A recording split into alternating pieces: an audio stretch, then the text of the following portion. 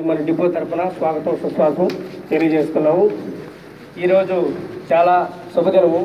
ఎండి గారు మన డిపోని సందర్శించడం జరుగుతుంది. ఈరోజు మునుపెప్పుడు లేని విధంగా ఈ ఎండి గారిని ప్రతి ఒక్క కార్మికుడు గుండెలో పెట్టుకున్నాడు. కారణం ఏమంటే ఎక్కువగా లైన్లో కండక్టర్ డ్రైవర్ కష్టపడుతూ ఉంటాడు. చెక్కింగ్లు డీటెయిల్ చూస్తే చాలా ఇబ్బందులు ఫాలో అయ్యాము. కానీ సార్ వచ్చిన తర్వాత 2019 బార్2లో చాలా మార్పులు చేశారు. కండక్టర్కి అయితేమి డ్రైవర్లు అయితేమి ఈరోజు కండక్టర్లు డ్రైవర్లు ఎండి గారు మాకు భరోసాగా ఉండారు, మా గుండెల్లో ఉండారనే ఒక ధైర్యం అయితే మాకు వచ్చింది సార్. వాస్తవంగా చెప్తున్నాం. అంతకుముందైతే ఆ కేసు రాసుకో ఈ కేసు రాసుకో అని లాబింగ్ చేసేవారు సార్ చెకింగ్. ఈరోజైతే ఎలాంటి అనవసరమైన కేసులు కానీ ఏ కేసులు అయితే రాయడం లేదు సార్. 10 నిమిషాలకు కానీ ముందు రావడం, లేట్ రావడం, ఏదైనా షార్ట్ ఎక్సెస్లు రాయడం, ఏదైనా కలెక్టర్ నాట్ కలెక్టర్ రాయడం, అలాంటివి గతంలో చాలా జరిగేది. చాలా బెదిరించి చాలా లాబింగ్ చేసేవాళ్ళు సార్. ఇప్పుడైతే ప్రతి ఒక్కరూ ఏదైనా అనవసరమైన కేసు రాస్తామంటే ప్రతి ఒక్క కండక్టర్ కూడా డ్రైవర్ కూడా మేము ఎండి గారికి తెలియజేస్తాం, ఎండి గారికి వీడియో క్లిప్పింగ్లు పెడతాం, ఎండి గారు మా వెనకాల ఉంటారు అనే భరోసా అయితే అందరిలో ఉంది sir. Many thank you sir. మరి ముఖ్యంగా ఏంటంటే ఈ మార్పుల్లో కూడా అంతకుముందు షార్ట్ షీట్ల విధానము, కేసుకి నాట్ కలెక్టర్లు దృష్టిలో, డిపో మేనేజర్ దృష్టిలోను, ఎస్సీ గారి దృష్టిలోను, ఇంకా టీఏ గారి దృష్టిలో ఉండేవి సార్. ఇప్పుడు అలాంటివి ఏమి లేకుండా ఒక సిస్టమ్ తెచ్చి ఉద్యోగాన్ని చాలా భద్రతగా తీసుకుని వెళ్ళే వైపు మమ్మల్ని పయనించేటట్టు చేస్తున్నారు సార్. మరి ముఖ్యంగా జాబ్ సెక్యూరిటీ చాలా కల్పించారు సార్. గతంలో అయితే చాలా బాధలు పడుతూ ఉండేవాళ్ళు. ఒక ఇంక్రిమెంట్ కలవాలంటే మళ్ళీ వెనకాల కేసులు వస్తూ ఉంటే అవి కలపకుండా ఒక 10 సంవత్సరాలు కూడా ఆగిపోయే సందర్భాలు ఉన్నాయి సార్. మీరు ఎప్పుడు మా గుండెల్లో నిలిచిపోతారని మరి కోరుకుంటున్నాం సార్. ఇంకా మరి ముఖ్యంగా ఏంటంటే ఇంకా కండక్టర్కి డ్రైవర్కి ఏదన్నా మీరు మంచిగా ఆలోచించి సవీరమైన మార్పులు చేస్తారని కూడా మరి కోరుకుంటున్నాం సార్. మరి ముఖ్యంగా ఏంటంటే 2019 బార్2లో ఒక డ్రైవరుకి -4-5కి వార్షిక ఇంక్రిమెంటు, 5కి 2 సంవత్సరాల వార్షిక మీటింగ్ ఇచ్చినారు సార్. కానీ ఆ విషయం ఎందుకు మాట్లాడుతున్నానంటే సార్, ఇక్కడ ఈ డిపో దృష్ట్యా బ్యాడ్ కండిషన్ రూట్ ఉన్నాయి సార్. వేనాడు పేర్నాడు సార్. అవి స్ప్రింగ్ సిస్టంలో కానీ టైర్ డ్యామేజ్ కానీ షటిల్ కాస్ట్ విషయంలో అయితే ఖచ్చితంగా అంటే డ్యామేజ్ అవుతుంటాయి సార్. అవి 4-5 సార్. 4-5కి 1 year 2 years సార్. 3 రిపీట్ అయిన తర్వాత 3 దేనికి వస్తుంది? దానికి ఏముందని కాదు, ఏం చేస్తే అది 3 అవుతుందో చూసుకోండి. ఓకే, స్ప్రింగ్ డ్యామేజ్ కానీ టైర్ డ్యామేజ్ కానీ షట్టర్ డ్యామేజ్కి అసలు కేసే లేకుండా చేస్తాను. Okay sir, thank you sir. అసలు లేదు. Thank you sir. తెలుగులో కూడా పెట్టారు మన వాళ్ళు, తెలుగులో కూడా రాసి పెట్టారు. దాన్ని పెట్టరాదు మీద అందరికీ తెలుసు. కొంతమంది తెలిసి ఉండకపోవచ్చు. తెలుగులో సర్టిఫికేట్ చేశారు కదా హెడ్ ఆఫీస్ నుంచి కూడా. దాన్ని మీరు ఇంకా కొత్త మార్పులు చేస్తారని మేము ఆశగా ఎదురు చూస్తున్నాం సార్. మరి ముఖ్యంగా ఏంటంటే మన ఎండి గారు వచ్చిన తర్వాత ఎంప్లాయీ హెల్త్ విషయంలో కూడా చాలా కేర్ తీసుకుంటున్నారు. మన సంక్షేమం దృష్టి చూస్తూ చాలా హెల్త్ తీసుకుని ఏంటంటే డిపో మేనేజర్ లేనప్పటికీ డిపో మేనేజర్ అందుబాటులో లేనప్పుడు డైరెక్ట్గా హెడ్ క్లర్క్ ద్వారా రెఫరల్ హాస్పిటల్కి ట్రీట్మెంట్ ఇచ్చే విధానం కూడా ఏర్పాటు చేస్తున్నారు. ఎంప్లాయీకి ఎంత ఖర్చు అయినా కూడా పర్వాలేదని కూడా మన కార్మికులందరికీ కూడా భరోసా ఇస్తున్నారు. Many thank you sir. మరి స్పెషల్ సర్వీస్ ఇవ్వడము, ఈ విధంగా తిప్పడం వల్ల ఎక్కువ కిలోమీటర్లు తిరగడం వల్ల కానీ తక్కువ కిలోమీటర్ తిరగడం వల్ల కానీ కండక్టర్ డ్రైవర్ కష్టంగా పనిచేసిన తర్వాత ఇన్సెంటివ్ అనేది రావడం లేదు సార్. ఆ కిలోమీటర్లు ఎక్కువ అవడం వల్ల ఆర్డినరీ తెప్పించి ఎక్స్ప్రెస్ తిరగడం వల్ల కూడా రావడం లేదు సార్. దానివల్ల చాలా నిరుత్సాహంగా పోతుంది. ఏదో మాకు కష్టపడుతున్నాం కాబట్టి ₹1 ఇస్తే బాగుంటుంది, మా ఖర్చులు కూడా ఉంటాం అనుకుంటున్నాం సార్. ఏదేమైనా కూడా అలాంటివి ఏదన్నా ఒక 100కి ₹100 ఏదైనా ఇస్తే, తమిళనాడు సిస్టంలో 100కి ₹1.5 సార్. ఆ విధంగా ఏదైనా ఇస్తే ఇంకా కూడా మేము ఆరోగ్యకరమైన వాతావరణంలో పనిచేసి ఇంకా మేము కలెక్షన్ తెచ్చేదానికి కూడా ట్రై చేస్తాము. దిగే లోపల కూడా మాకు ఏదో ఒక ₹50 వస్తుందని ఆశాజనకంగా కూడా చూస్తాం సార్.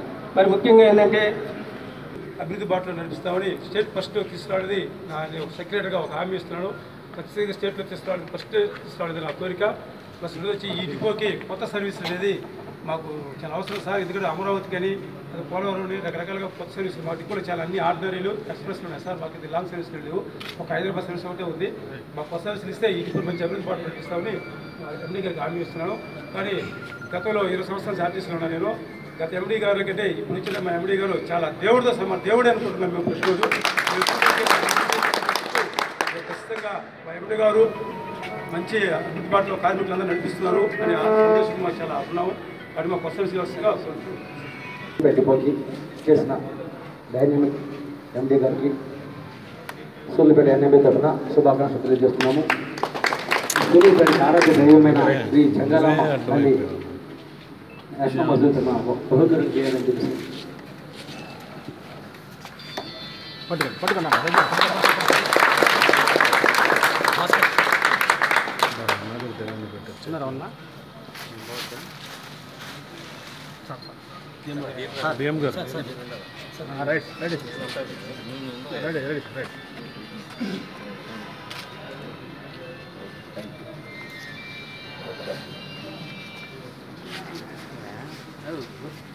హెడ్ ఆఫీస్ ఈడీ గారికి, మన నెల్లూరు జోన్ ఎగ్జిక్యూటివ్ డైరెక్టర్ గారికి, సిఎంఈ గారికి, డిప్యూటీ సిటిఎం గారికి, డిపో మేనేజర్ గారికి, పెద్దలందరికీ నమస్కారం అండి. మా డిపోలో మొత్తం సూళ్ళూరుపేట డిపోలో మొత్తం 3 మండలాలకి మేము సర్వీస్ చేస్తూ ఉన్నాము. ట్రాఫిక్ పరంగా నాయుడుపేట, సూళ్ళూరుపేట, తడ ఈ 3 మండలాల్లో మొత్తం 91 గ్రామాలని మేము కనెక్ట్ చేస్తూ 285 డిపార్చర్స్ మేము అనునిత్యం నడుపుతూ ఉన్నాము. మా కిలోమీటర్లు వచ్చేసి 20,130 కిలోమీటర్లతో మేము రోజు ఆపరేషన్ చేస్తూ ఉన్నాము. మా డిపోకి మెయిన్గా 2 జాతరలు ఉంటాయండి ఇయర్లీ సార్. 2 జాతరలు ఉంటాయి సార్. ఒకటి తూర్పు కన్పూర్ జాతర, ఇది వచ్చేసి దాదాపు 5 lakhs డివోటీస్ ఎవ్రీ ఇయర్ మాకు ఇక్కడ వస్తూ ఉంటారు. ఇది మేజర్ జాతర సార్, తూర్పు కన్పూర్ జాతర. ఇది సూళ్ళూరుపేట డిపో ప్లస్ వాకాడు, గూడూరు 3 డిపోలు మేము ఆపరేట్ చేస్తూ ఉంటాము.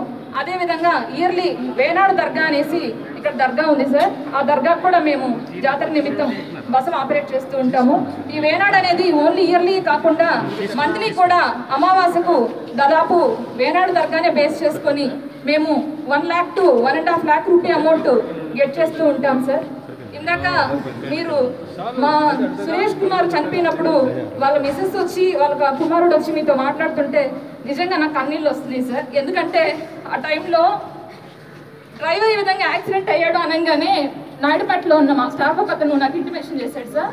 వెంటనే ఎలాగుందో డ్రైవర్కి అని చెప్పి పరిగెత్తుకుంటూ వెళ్ళే లోపల మళ్ళీ అతన్ని హాస్పిటల్కి షిఫ్ట్ చేస్తున్నారు. మళ్ళీ ఆ హాస్పిటల్కి వెళ్ళంగానే నెల్లూరు హాస్పిటల్కి పంపించేసాము అన్నారు సార్. ఆ కండిషన్ చూస్తే డ్రైవరు అక్కడున్న సిచ్యువేషన్ ఏం చెప్పారు అంటే లాస్ట్ మూమెంట్లో వాళ్ళ ఫ్యామిలీతో మాట్లాడుతున్నారు అనగానే మన ఫ్యామిలీ మెంబర్ ఇక్కడ ఉన్నారేమో అన్న ఫీలింగ్ కలిగింది సార్. కానీ దేవుడి దయ వల్ల మీరు చేసిన సర్కులర్ ద్వారా ఆ ఫ్యామిలీలో ఉన్న ఒక ఫైనాన్షియల్ భరోసా మన మనిషిని తీసుకురాలేదు సార్. మేము కూడా ఆ టైంకి వెళ్ళినా కూడా తీసుకురాలేకపోయి ఉండేవాళ్ళమే. అలాంటి సిచ్యువేషన్లో మా యూనియన్ నాయకులు అన్నట్టు పలానా ఆర్టీసీ హాస్పిటల్కే వెళ్ళాలి, మేము ట్రీట్మెంట్ చేయించుకోవాలి అని మేము చావు బతుకుల్లో హాస్పిటల్కి తిరగలేము సార్. కాబట్టి ఏ హాస్పిటల్ అయినా ఎమర్జెన్సీ కింద వచ్చే విధంగా మాకు భరోసా కల్పిస్తారని ఇన్ని అవకాశాలు ఎలాగో మాకు కల్పిస్తున్నారు సార్ దేవుళ్ళలాగా మీరు. ఈ ట్రీట్మెంట్ అనేది ప్రాణాపాయ స్థితిలో పలానా హాస్పిటల్ అనేది లేకుండా మాకు ఈ అవకాశం కూడా కల్పిస్తారని ట్రాఫిక్ సూపర్వైజర్గా కాదు సార్, ఒక ఫ్యామిలీ మెంబర్గా అడుగుతున్నాను. Please sir, thank you.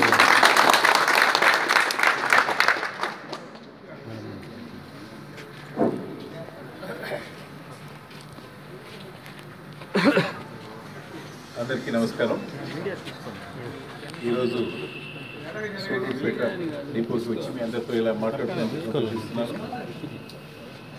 Last time Nellore visit చేసినప్పుడు సమ్ అదర్ డిపోస్ మిగిలిపోయాయి నెల్లూరు జిల్లాలో, వాటి కోసం మళ్ళీ ఇంకోసారి రావాలి. బట్ తిరుపతి వచ్చినప్పుడు ఇది దారిలో ఉంది, మిగతా నెల్లూరు జిల్లా వాటికంటే సపరేట్గా ఉంది కాబట్టి ఈ సర్క్యూట్లో దీన్ని కలిపి రావడం జరిగింది. ముందుగా వేరే రూట్లో వెళ్తామని అనుకున్నాం, అందుకని లాస్ట్ మినిట్ దాకా నిన్నటి దాకా యాక్చువల్గా ఫైనలైజ్ చేసుకోలేదు. బట్ ఐమ్ హ్యాపీ ఈరోజు మీ అందరినీ ఇట్లా కలిసి మాట్లాడే అవకాశం ఇచ్చాను. మీరు ఏం చెప్పారు, ఇప్పుడు చాలా పారామీటర్స్లో ఈ డిపో ఈ జిల్లాలో ఈ రీజియన్లో ఉన్నటువంటి డిపోస్లో టాప్ పొజిషన్ ఉందని చాలా సంతోషం. మీరంతా కష్టపడి సమిష్టిగా అందరూ కలిసి పనిచేసేందుకు మీ అందరికీ కూడా నా అభినందనలు. ఆ type of team work only మనకు ఆర్టీసీని ముందు నిలబెడుతుంది. ఎన్నో పారామీటర్స్లో దేశంలో ఎక్కడ చూసినా కూడా మన ఆర్టీసీ ఏపీఎస్ ఆర్టీసీ చాలా వాటిలో టాప్ 3 ప్లేసెస్లో ఉంది. కార్మికులందరూ కూడా కలిసి పనిచేయటం వల్ల సంస్థ కోసం పనిచేస్తున్నటువంటి ఆ ఉత్సాహంతో పనిచేయటం వల్ల మాత్రమే సాధ్యమైందని నేను నమ్ముతున్నాను. మీ అందరికీ కూడా నా అభినందన తెలియజేస్తున్నాను. కొన్ని ఇష్యూస్ చెప్పారు, ఎస్పెషల్లీ హాస్పిటల్ విషయంలో. చెన్నైకి ఇది దగ్గర, నెల్లూరు కంటే కూడా, అందుకోసం అక్కడ పెట్టుకోమని.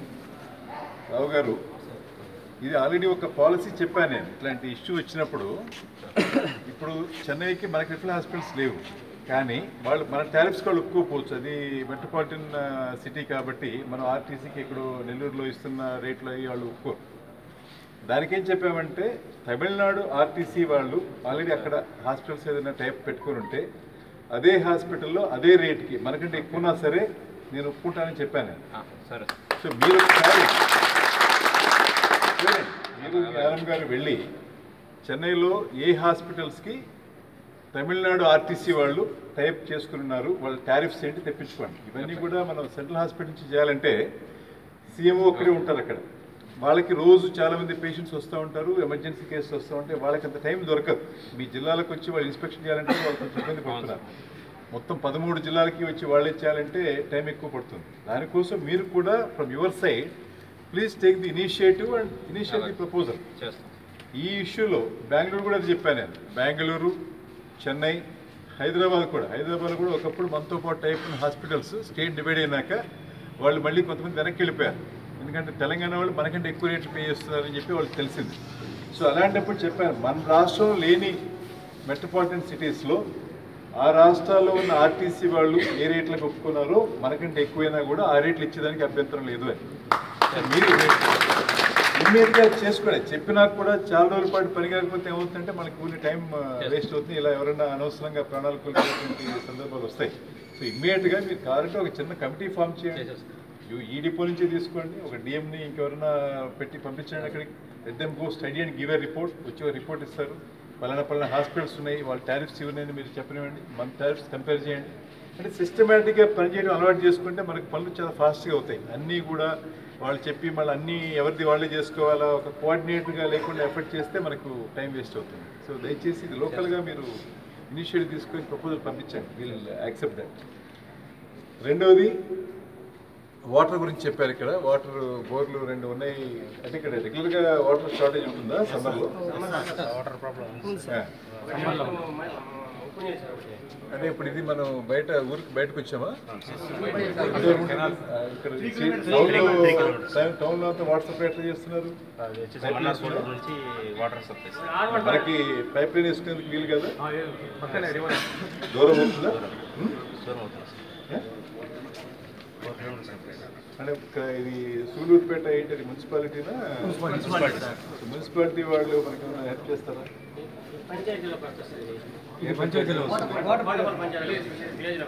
ఆ ఊళ్ళో దానికి ఎంత దూరం ఉంది? ఊరి నుంచి దూరం ఎక్కువ ఉంది. ఓకే, దాన్ని ఎక్స్ప్లోర్ చేసి చూడండి. మీరు అంటే 2 ఆప్షన్స్ ఉన్నాయి. ప్రతిదానికి మీరు అంటే అది ఒక ఆప్షన్ ఉందన్నమాట. దానికి వెళ్ళక్కర్లా. కాస్ట్ బెనిఫిట్ చూడండి. సపోజ్ మీకు ఒక సంవత్సరంలో ఇలా ప్రాబ్లం వచ్చి రోజులు కొద్దిగా ఉండి ఆ టైంలో కూడా మనం వాటర్ కొనుక్కుంటే సరిపోతుంది అనుకుంటే if it is less costly ఆ ఆప్షన్కి వెళ్ళాలి. లేదు వన్ టైం ఇన్వెస్ట్మెంట్ చేస్తే మనకి అది రిటర్న్ అది బెటర్ అనుకుంటే we can go for another bore also. But you have to do some analysis. ఊరికి నేను చెప్పాను కాబట్టి మనం చేయడానికి అది వీలు కాదు.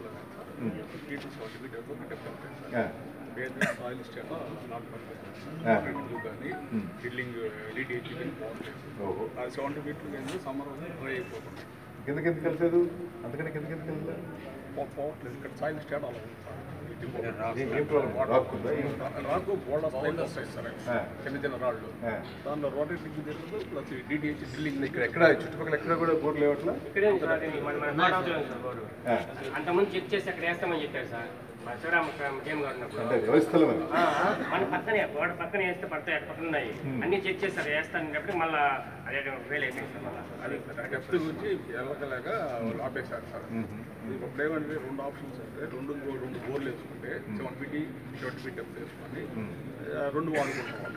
అంతవరకు మీరు స్టడీ చేసి మీరు ఇవే ప్రపోజల్ ఏది వైబుల్ అవుతుంది, ఏది స్పెషల్ ఆల్టర్నేటివ్ అనేది ఆ ప్రకారం మనం చేసుకోవచ్చు. ఓకే. దెన్ ఇంకోటి మీరు బస్సుల కోసం అడిగారు. మీకు చెన్నైకి అదర్ సిటీస్కి లేవని. మీరు స్టడీ చేయండి.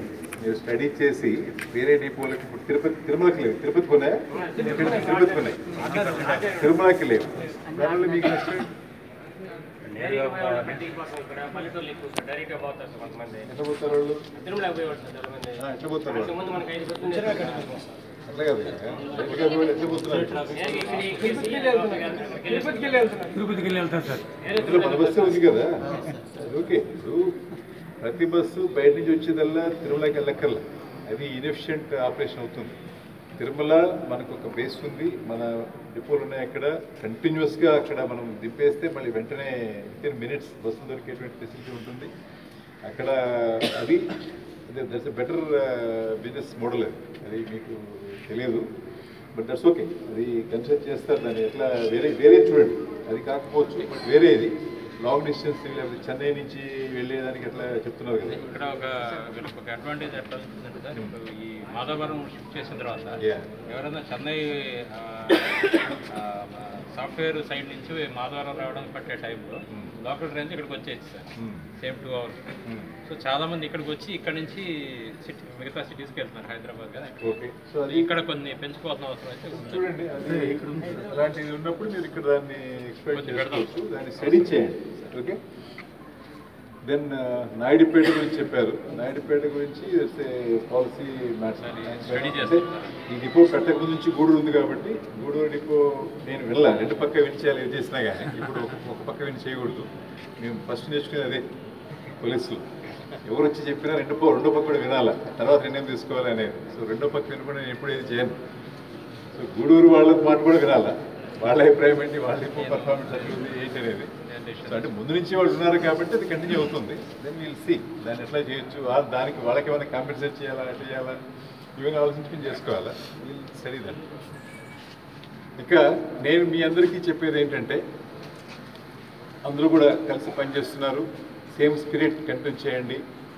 ఇండివిజువల్గా కూడా ఎవరికి వాళ్ళు సూపర్వైజర్ చెప్పారు లేకపోతే పై అధికారులు చూసేటువంటిది కాకుండా వాలంటరీగా ఎవరికి వాళ్ళ మన పనిలో మనం చేసే పని, డ్రైవర్ కావచ్చు, కండక్టర్ కావచ్చు, మెకానిక్, శ్రామిక్ ఏదైనా కావచ్చు, ఆ పనిలో 100% కమిట్మెంట్తో మనం చేసేటువంటిది పూర్తి ప్రతిభ దాంట్లో కనపరిచి ఆ పని ఇంకెంతకంటే ఎవరు బాగా చేయలేరు అనిపించుకునే విధంగా మనం చేయాలా. కలెక్టివ్గా దానివల్ల మొత్తం కార్పొరేషన్ కూడా పనితీరు చాలా చాలా మెరుగుపడుతుంది. ఇప్పుడు కూడా మీరు అందరూ చేస్తున్నారు, చేయబట్టే మరి ఈరోజు మనం ఈ మంత్లో ఆల్మోస్ట్ 81-82% ఓఆర్ మనకి వస్తూ ఉంది. మొత్తం ఇయర్ చూసినా కూడా 78% ఓవర్తో మనం ఉన్నాం. అంత ముందుతో పోలిస్తే ఆల్మోస్ట్ 9% పెరిగింది లాస్ట్ ఇయర్తో పోలిస్తే. అంతకుముందు ఇటు 68% ఉండేది. కాబట్టి 2 సంవత్సరాల్లో 10% పెంచుకోవడం అనేది ఏ రకంగా చూసినా కూడా ఆ సిబ్బంది అద్భుతమైనటువంటి పనితీరు కనపరిచారని మనం యాక్సెప్ట్ చేయాలి. అయినా కూడా మీరు చెప్పేట్టు కొన్ని చోట్ల లాస్టే వస్తున్నాయంటే దానికి కారణాలు వేరే ఉన్నాయి. అది మన కార్మికుల యొక్క పని వల్ల ఎంతమాత్రం కాదు. అది డీజిల్ రేట్స్ పెరగడం, ప్రభుత్వాలు పేద ప్రజలపైన భారం మోపకూడదు అనేటువంటి ఉద్దేశంతో రేట్లు పెంచకుండా ఉండటం, ఇలాంటి వాటి వల్ల మనకి లాస్ వస్తుంది తప్ప మన పనితీరు వల్ల ఎంతమాత్రం కాదు. ఆ విషయం ప్రభుత్వానికి కూడా చాలా స్పష్టంగా తెలియజేయడం జరిగింది. 2015లో మనం ఆఖరిసారి రేట్లు పెంచాం. అప్పట్లో మరి డీజిల్ 48 రూపీస్ ఉండేది. రీసెంట్గా 80 రూపీస్ దాకా వెళ్ళి మళ్ళీ ఇప్పుడు 68 రూపీస్ 70 రూపీస్ అట్లా ఉంది. దానివల్ల పడిన అదనపు భారం మనం పక్కన పెడితే మనం ఇప్పుడు కూడా ప్రాఫిట్స్లో ఉన్నాం.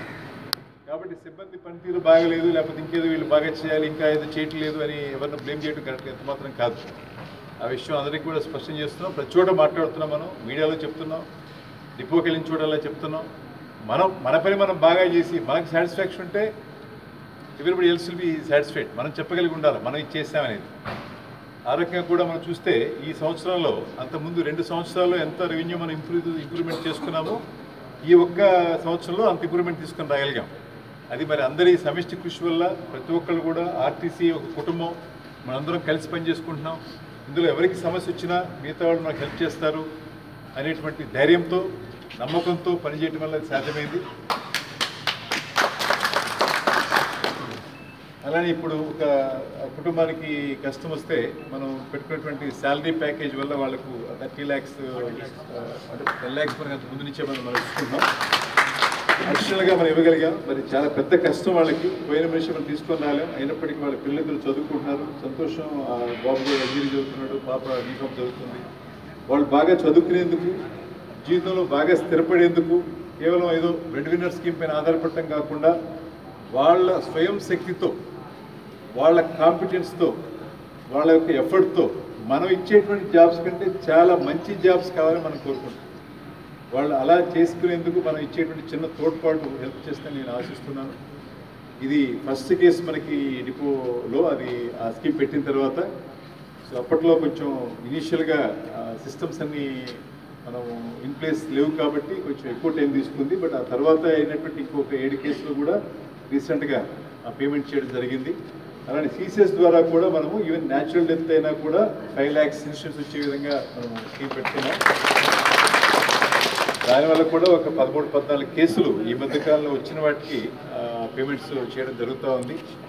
అంటే మన ఉద్యోగి ఎవరైనా సరే ఉద్యోగానికి వచ్చేప్పుడు ప్రతిరోజు ధైర్యంగా నా పని నేను చేసుకుంటే చాలు, వేరే మనకి మానవ కల్పితాలంటే మన యొక్క పాలసీల వల్ల ఊరికి చిన్నదానికి పనిష్ చేయటము, లేకపోతే దాంతో ప్రపోర్షన్గా లేనటువంటి శిక్ష విధించడము, ఉద్యోగం ఉంటుందో లేదో, దేనికి రిమూవ్ చేస్తారో లేదో తెలియదు అనేటువంటి పరిస్థితి కాకుండా హ్యాపీగా సంతోషంగా వచ్చి డ్యూటీ చేసుకుని మన సంతోషంగా వెళ్ళిపోయే పరిస్థితి కల్పించడం మన ఉద్దేశం. దానికోసమని ఇప్పుడు ఈనాళ్ళు మనం చేసుకున్నటువంటి మార్పులన్నీ కూడా దాని ఫలితాలు కూడా మనకు అదేవిధంగా కనిపిస్తున్నాయి. మనం వెళ్ళిన ప్రతి చోట డిపోలో మన వాళ్ళు హ్యాపీగా ఉన్నారు. వాళ్ళు చెప్తున్నారు మేము ఇప్పుడు చాలా ధైర్యంగా మా పని మేము చేసుకుంటున్నామని. వెళ్ళిన ప్రతి చోట కూడా మనం ఇచ్చేటువంటి, ఇందాక ఏం చెప్పారు, కొన్ని పెన్షన్ కేసెస్ అవి పెండింగ్ ఉన్నాయని ప్రతి డిపోలో అవి కూడా రివ్యూ చేస్తున్నాం.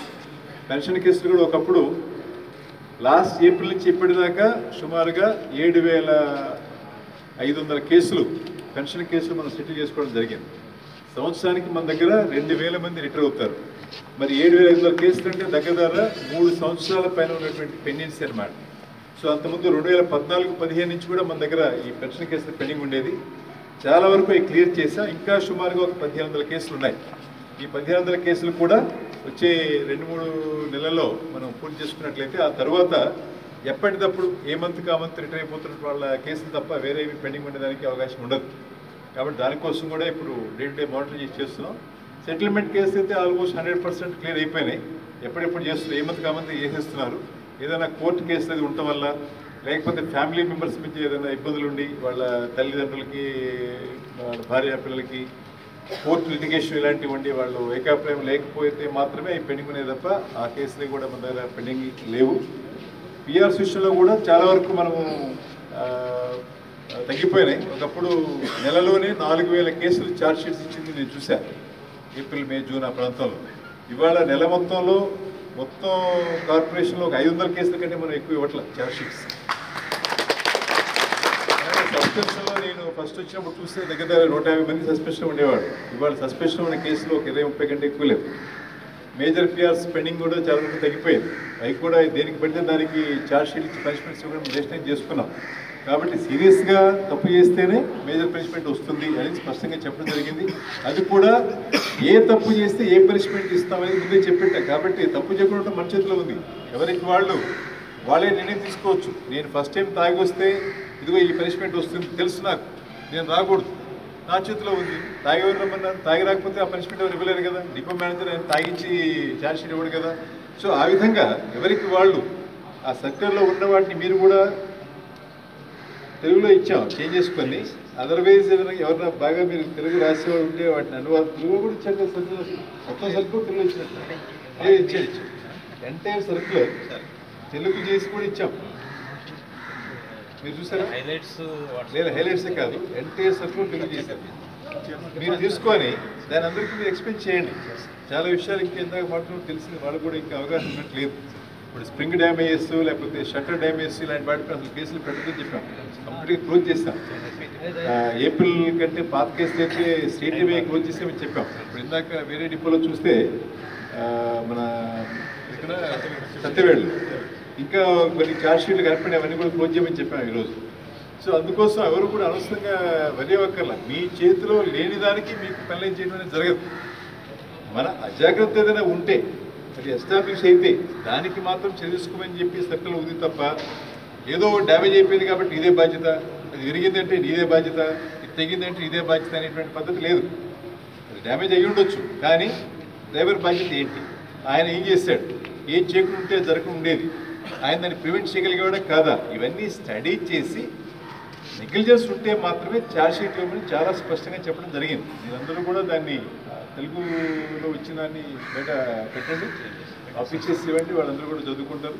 ఎవరికి ఆ విషయంలో భయాందోళన అక్కర్లేదు. ఒకవేళ ఇక్కడ పొరపాటు జరిగినా కూడా ఈ రోజున మనకు రెమెడియల్ ఇవి ఉన్నాయి.